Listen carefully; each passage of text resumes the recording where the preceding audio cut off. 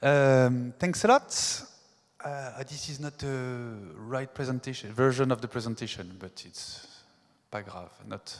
Yeah, I had new slides and cool images, but I guess we're going to do without it.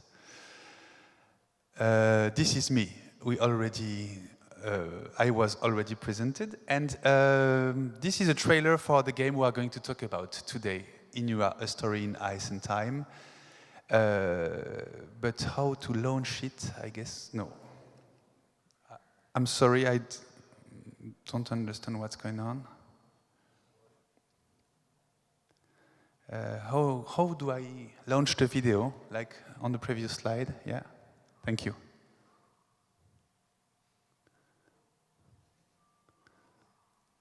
And there's sound also on the video. There should be at least.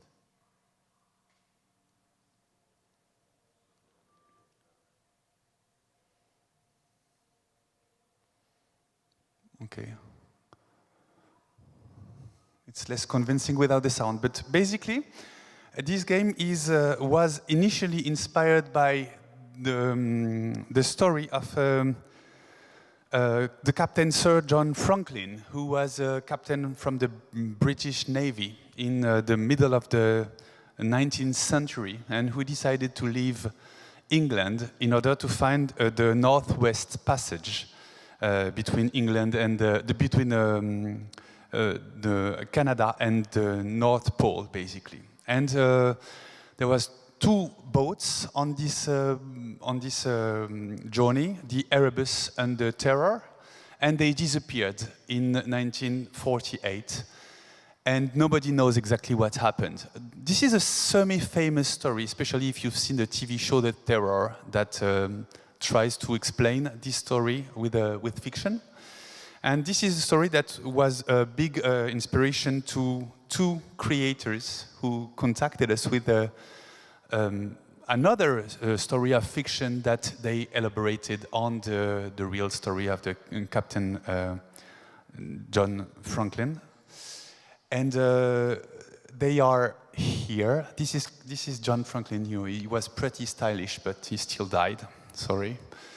And and this is Nathalie and Frédéric. So they contacted ECO. ECO is initially an audiovisual production company. They contacted Igal Cohen from ECO with a movie, project. They wanted to make a movie. But it was very complicated to make this movie because the pitch that they had was fairly complicated. So Igal proposed to them to turn that project into a video game project. And that's when the Pixelent came on board, and that's when I was part of the project. It then became a co-production with Arte France. Arte is a French-German TV channel that has been investing in video game projects for 10 years now. And they are very good partners, and usually they sign games that you would never convince any conventional publishers to sign. So it was a very nice scenario. It was happening in the far north, so remote land. It was involving stories of a meeting between the Franklin expedition and Inuit people. And personally, I would never have gone with such a project because I'm not an Inuit. At the time, I barely didn't know anything about the Inuit community and the story of that people. But Nathalie and Frédéric had done a lot of work on the topic. They even started learning Inuktitut, which is the language of the Inuit people. And they were very adamant that there was a story to be told there, and they wanted to tell a story that would be inspired by Inuit mythology. I'm sorry, I'm a little troubled because it's not the same presentation I have, so I have to adjust.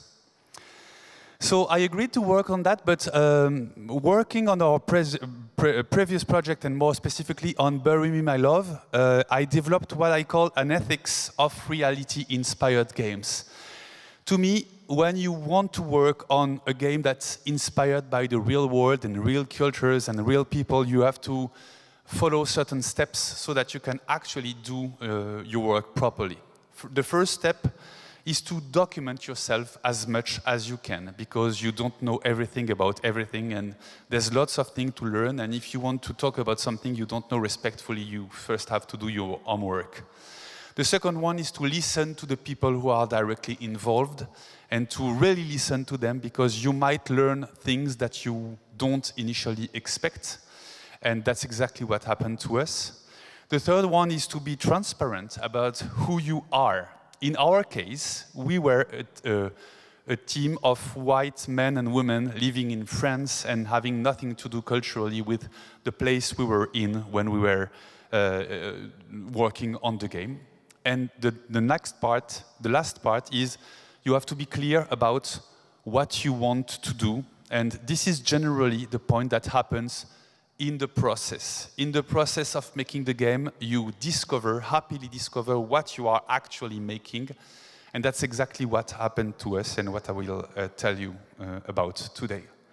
So, about the documentation. First, we had to read books. And you see that we read books, very serious books, such as To Be and To Be Reborn by Bernard Saladin d'Anglure, who is a French specialist of Inuit people.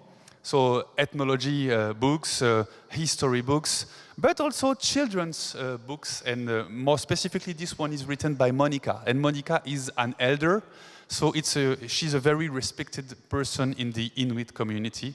And she has a lot of different activities, but one of them is writing children's books. And as we were kind of children's in discovering the reality of the Inuit people, I thought it would be a cool door to enter that culture, to be able to read the books she wrote as an author. We also watched movies. So, for instance, the movie in the top corner is called Before Tomorrow, and it's been produced by Inuit production company. It's by Marie-Hélène Cousineau and Madeleine Puyug, and it was very interesting to see a work of fiction that was made in the 21st century, to get to know what Inuit people produce in terms of cultural things and movies, for instance. But the one in the bottom was a little different. It's called Nanook of the North, and it's a docu-fiction, so it's half a documentary and half a fiction. It was shot in 1922, and it was shot by a team of Occidental people, so people from Canada who went up north and who shot the movie. And what was really interesting in that, judging with 1 century of looking back at something that was made 1 century ago, was to analyze what was interesting and what was clearly wrong in the way the Inuit community was depicted. We also interviewed with people, for instance, Lucie Turiogaluk, who, sorry, I forgot to click here, yes, who is the executive director of the Nunavut Independent Television Network. So she's also a TV producer, but she's of course very aware of her community's culture and of its reality of the everyday life. And we also met with artists. For instance, Billy Gauthier, who is an Inuit artist from Nunavik, so it's the most eastern part of northern Canada, who met with our authors, Frédéric and Nathalie, in order to exchange about his creativity, about his process, about his relationship with nature and the wilderness.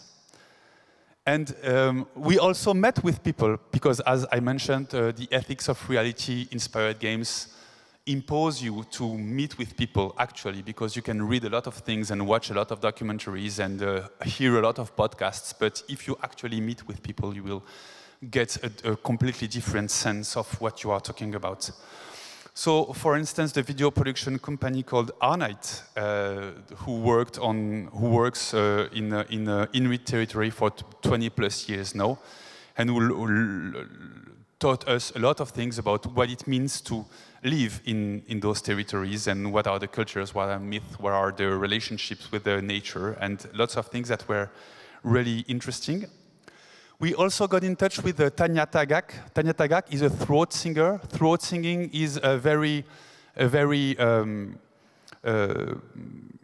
traditional way of singing for the Inuit people. And what was really interesting is when we tried to connect with Tanya Tagak, it's the first time we understood that there was something here that we had to be careful about.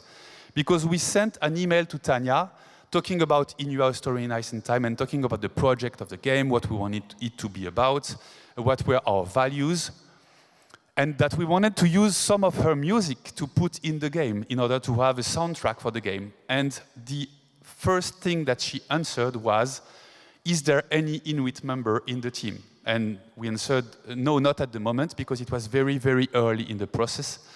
And starting there, she was like, I'm not interested in working with you. And I think that it shows something that we discovered later is how important it is for the Inuit people to preserve their culture and to fight for it and to be sure that the traumas of the past will not be lived through again. And those traumas we discovered later in the process.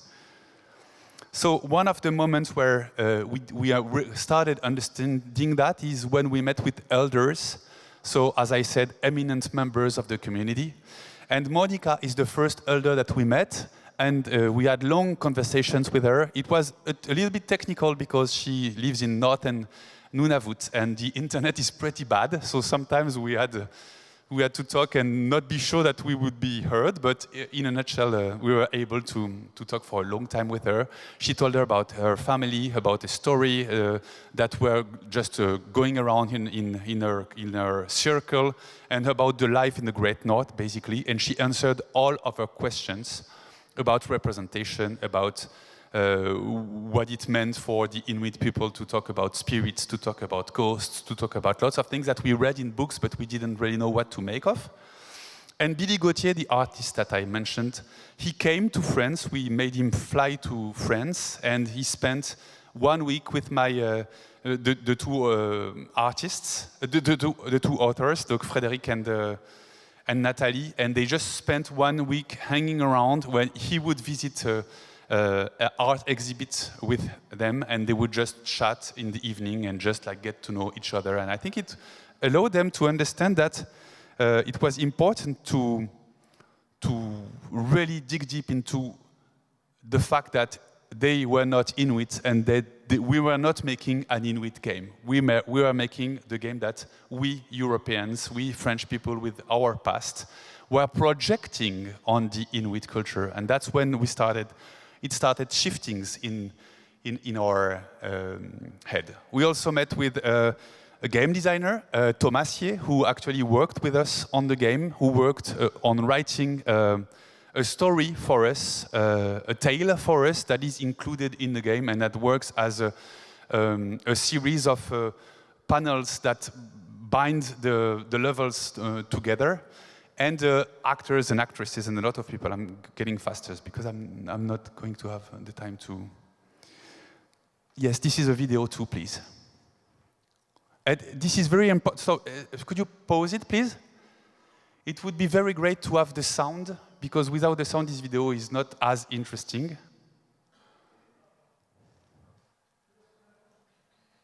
But if it's not possible anyway, I will try to... Maybe I can try to play it here. Let's hack the whole thing. Sorry? Great. They were frightened that I would put the microphone next to my computer and press play here. So, technically terrifying, so... Yeah. This is before that. Yeah, in between, yeah. No. It's the black slide. Yeah. This is a video, actually. It's a bit tricky, I know.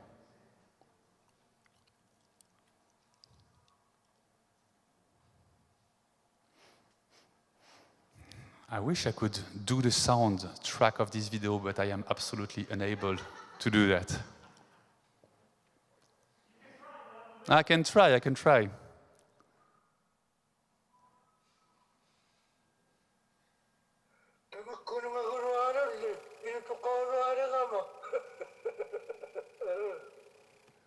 So this is Laurentio. It's one of the 15 voice actors and actresses that we had in our games in order to be able to voice the actual Inuit people.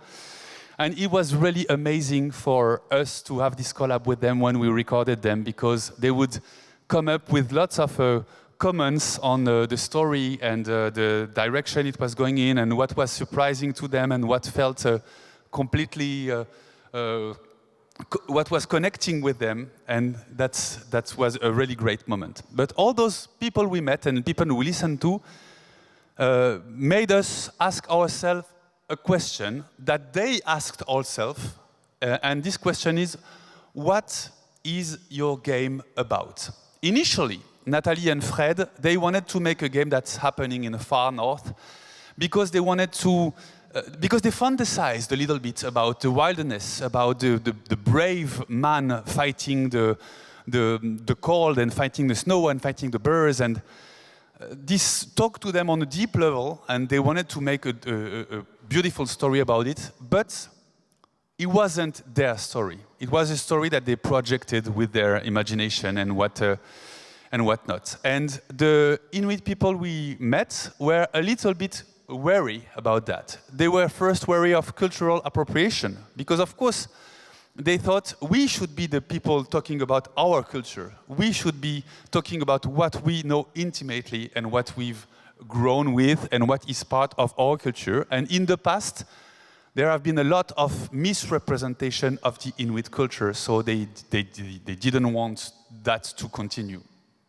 They also were very wary of the history, in air quotes, as told by the winners. Because when we told them, oh, we want to make a game that's starting with the Franklin expedition, Monica, our elder, I saw the despair on her face, because she told us, I can't deal with the Franklin expedition anymore, because this is a founding myth of Canada, and we are under the impression that the northern part of Canada started existing with the Franklin expedition. It has been populated for over 4,000 years by Inuit.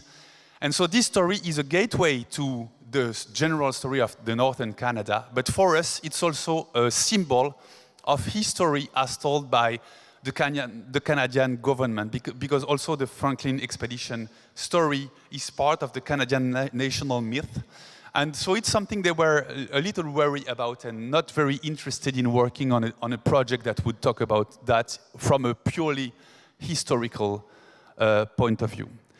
Another point is that they feared not to be listened to, and I put again in parentheses, because there is historical proof that the people on board the Erebus and the Terror met with the Inuit, and because of racism, because of prejudice, they didn't listen to the Inuit people, and that's one of the reasons that might explain why they died and why they weren't able to rejoin the southern part of the continent. And in 2014, when archaeological mission was looking for the shipwrecks of the Erebus and the Terror, there's actually one Inuit fisherman who said, I saw a pole sticking from the ice in that location. And nobody wanted to listen to him. Like the archaeologists said, no, it is at least 1,000 kilometers north from that spot. So they looked where they thought the boat would be, and they didn't find them. And then 2 years later, they looked where he said, and they found them. So once again, they were afraid of not being listened to, and their point of view not being taken into consideration. And of course, there's the trauma. As you may or may not know, there's a very tumultuous, to say the least, relationship between the Inuit community and the rest of Canada. And the schools in which the Inuit communities have been forced to go, and lots of Inuit children have died because they were mistreated, because they were barely fed, because they were just like subject to violent treatments.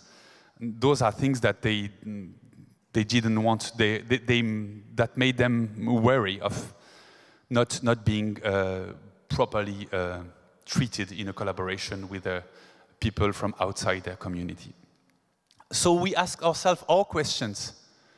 What game can we make as a bunch of French people?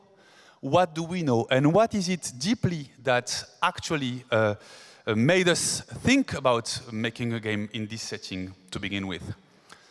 And Nathalie and Fred realized that the common ground to the three protagonists of the game, because I didn't mention it, but there's three different protagonists living in three different time periods. One is living during the 19th century with the Franklin expedition. Another one is living in the 50s, trying to find the trace of a weird meteor that might or might not be a Russian nuclear missile. And one is a journalist living in 2016 and investigating on the shipwreck of the Erebus.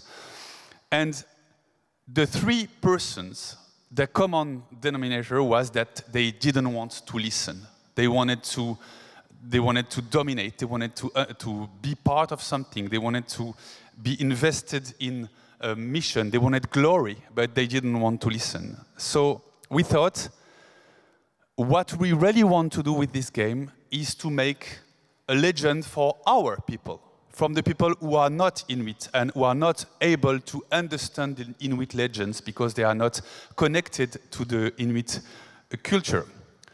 And so what is a legend?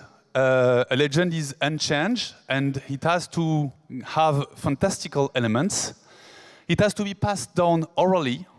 It has to be rooted in a cultural context, and it may be misunderstood. You may not understood properly what the legend is trying to tell you. It speaks of higher powers, and it warns. It has a warning role. And that's how we designed our game, and we rewrote our story in order to make it, to turn it into a legend for the people who are not from Inuit descent, who are not part of the Inuit community. And so it became a game in which you would have a tale that would tell you the story on Nanurluk. So Nanurluk is actually a huge polar bear who is a mythical polar bear who has a relationship with nature. And we asked Thomas Monjikok, the Inuit game designer, to write us a 6-steps story of Nanurluk. And in between those moments of storytelling, you have the game in which you have to try to reach the center of a place that resonates with strange energy. So even if you play in the 19th century, in the 20th century, or in the 21st century, the three protagonists, they share the same goal. They are drawn to reaching a place that seems to reek with weird and wonderful and magic mystery. And everybody, like the whole Inuit community that you meet in the game, they warn you against it. They warn you not to go there. They warn you to stop. They warn you to challenge your beliefs and your desires and your appetite for the unknown, and because they know what it's about and you don't. And we thought it was interesting for us to put the players in the shoes of the force that keeps pushing those characters forward. So the player is the legend. The player is the force that pushes the characters towards the point where they are not supposed to be and they are not supposed to go. The player is actively working against warnings and working for the character's demise. And it resonates with the Inuit tale of Nanurluk, who lost 3 baby bears and who needs vengeance, needs revenge. But every Inuit people knows that Nanurluk needs revenge, so they don't go to the point where the revenge may happen. And the three Western characters, they don't know that and they don't want to listen. And you as a player, of course, you can listen and you can realize that you shouldn't do what you're doing, but the language of the game kind of forces you and challenges you to go forward. In a word, Inua is about colonialism. Inua is about the relationship between the Western people and the colonized people, the native people who were often victims of racism, who were not listened to, who were treated violently, if not exterminated. And there's a reason for the fact that on the game's key art, Nanolook is standing on a pile of bones, because actually this came down to one of the very first reasons why Nathalie and Fred wanted to work on this. It's because they learned that when the first people arrived and colonized and got in contact with America from Europe, they introduced diseases. And without their knowledge, there's a historical theory that says that maybe diseases have spread so widely that even to the north of Canada, lots of people have died from the disease that were imported by those 2 or 3 different sailing ships. So, in a nutshell, this very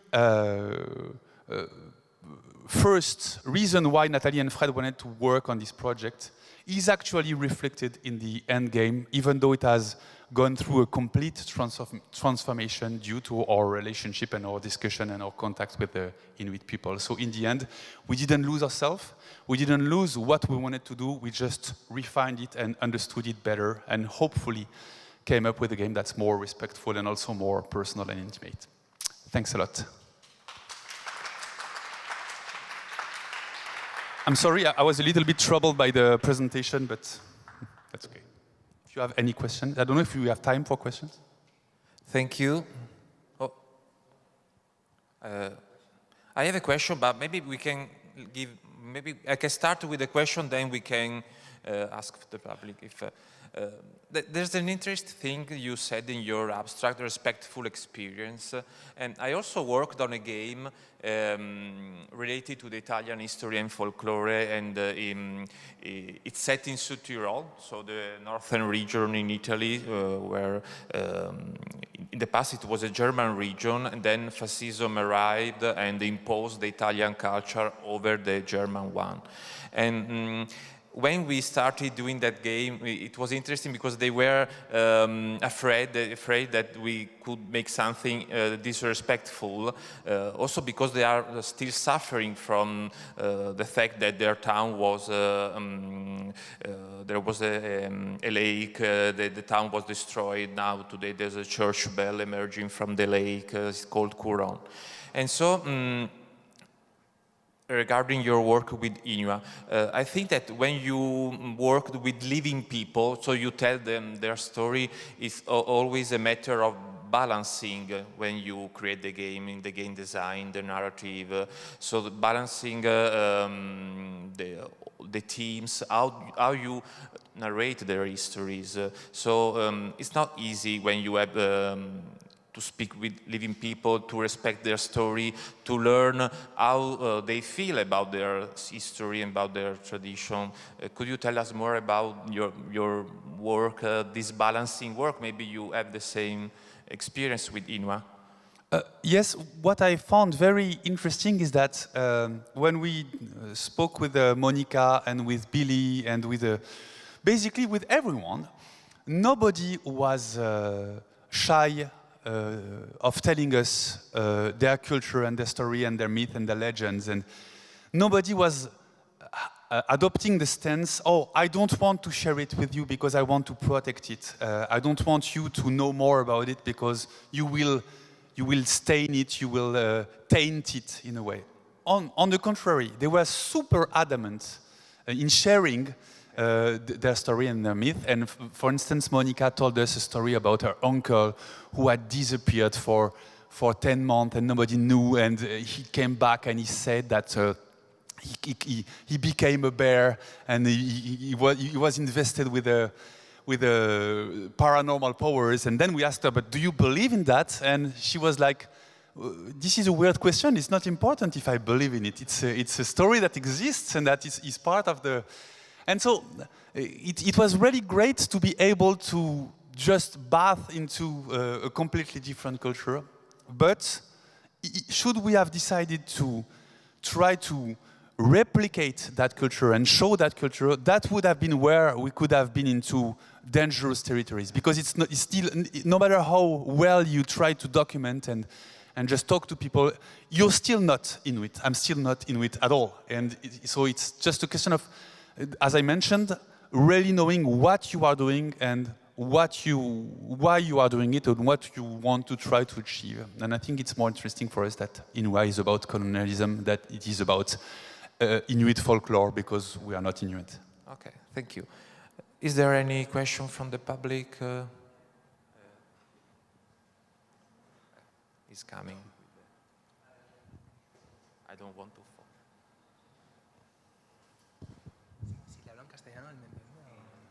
I don't have translation. I don't have the. Do you have some translation for? I don't have the translation. I can sorry. speak you to. Yeah, well, I can speak in English, but okay, don't worry. So congrats for the game. Thank you. It looks nice. And I wanted first to ask you, how did you translate all this research about the Inuit people that you made with the development of the game, but you answer at the end of the presentation? And how did you translate all this research into the gameplay aesthetic of the video game? But as I said, you answered that. And now I wanted to ask you if in that approach to the Inuit people, you talk them about the previous video game I know about the Inuit people, Never Alone. Mm-hmm. So did you take some notes, or did you study this game, maybe to not repeat this, I don't know how to say it, like basic gameplay for telling a legacy story about a culture? Did you take some notes about that game for making your own, about the Inuit people? Yes, a little bit, because there are not that many games that happen in Inuit territory anyway, in Nunavut and Nunavik. So, of course, we did our due diligence and we saw that game among a couple, 3 or 4 of them. And for me, Never Alone, when I played it, I thought 2 things. The first one is that the gameplay is very nice and cool, but it's very gamey, in big air quotes. It's very efficient and it works really well, and I think that the game has had very positive feedback, even on the gameplay side of it alone. So that's really cool, but that's definitely not what we wanted to do, because that's not the Pixel Hunt doesn't do games that are very gameplay centric. And also, so I tried to learn a little bit more about Never Alone, and what I learned is that even though the original idea didn't come from the Inuit, there has been a lot of time and effort invested in producing parts of the game in Nunavut with Inuit teams. And so, in my understanding, their will to try to just depict life in the Great North as is was more legitimate than ours would have been, because we were not in the same situation. So pretty rapidly, we left that as a simple reference and stopped comparing ourselves to them, because for me, we didn't have the same approach. Thank you. You're welcome. Hello. First of all, the art style is amazing. Thank you. I just want to ask, is there any specific reason why you chose that art style and that visual narrative for the game? Like, is why you didn't, for example, went to the other approach, like RPG or another types of visual narrative? Thanks. Okay, so for the gameplay perspective, the fact that we turned the game into a puzzle game in which you had to jump from one moment in time to another one, so from the 19th century to modern day, and when you change something in the past, it affects the future, but also later in the game, when you change something in the future, it also changes the past, so it goes both ways. This is a clear attempt from us to represent the fact that for Nanolook, time is not important, because Nanolook is always an eternal, and he doesn't care about time passing. Time is a Western construct, to put it very quickly. So this is how we try to say something with the gameplay that would align with the story we wanted to tell.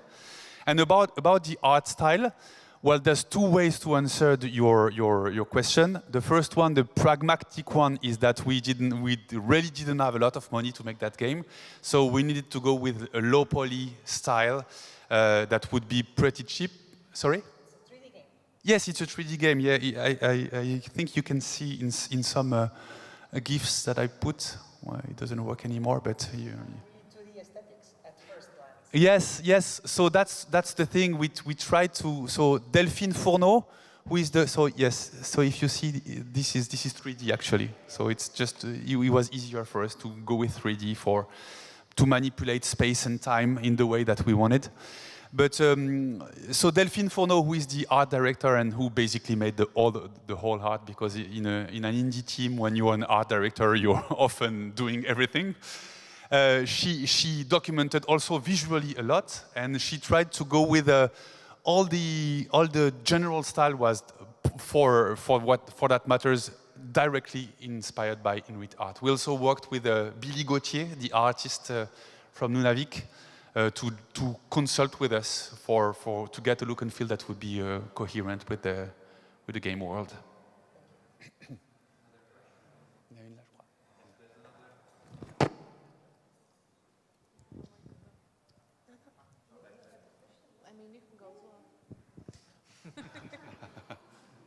After you, no. I was secretly hoping you would go. Hi, congratulations, amazing presentation. Thank you. And it was also like really marveling to see how you sort of started this process and then you entered this process, like this double process of like self-reflexivity and sort of figuring out where you were wrong. And then, but I mean, you kind of alluded that you guys didn't have a lot of money to make this game. Yes. And my question is also related to finances, actually. It's sort of like a two-in-one question, actually. One is having this game is amazing because you have a different perspective of history, one that is very necessary. But what exactly, is there a financial benefit to these communities from these games? Yeah, sure. And also my question included in that is, you said how you spoke to like an elder, like very extensively, right? And she sort of, and multiple people, and she sort of told you the stories and stuff like that. And again, was there like a degree of financial compensation? Because, of course. Okay. Yeah, everybody who worked on the game, and more specifically, everybody from Nunavik who worked on the game was paid. The actors and actresses were paid. Sorry? No, I said amazing. Okay. And Monica was paid for consultancy and knowledge, and it was important for us. The only thing is that we also considered having parts of the profits of the game to be redistributed in some way. Sadly, there's no profits of the game, so it's not really open for debate. So it was almost the same question. So thank you so much. Yeah. You're definitely connected. Very better put in English. Voilà. But yeah, I was about to ask. Really, I wouldn't have said better. Now my question was. So you said that you work with one game developer. Yes, a game designer. Yes. Game designer. Thomas Jemanjok. I was also wondering, like, how it could get back to the community if you, I don't know, made like workshops, and if there was like a game workshop. So there were two people from the team who were living in Canada, but they were living in Montreal. They were not living in Nunavut. And we considered going there to be able to have workshops and conversations on site. And it was the cost of going to that specific, Monica's specific community was like 10 or 15,000 euros, which is a big chunk of our budget. So sadly, we had to do everything online, but the connection, the internet connection is very bad, and so it was very complicated to organize anything else than just chats. So we had chats with the community, but we couldn't do anything more that would require more intricate organization, sadly. But maybe one day, who knows?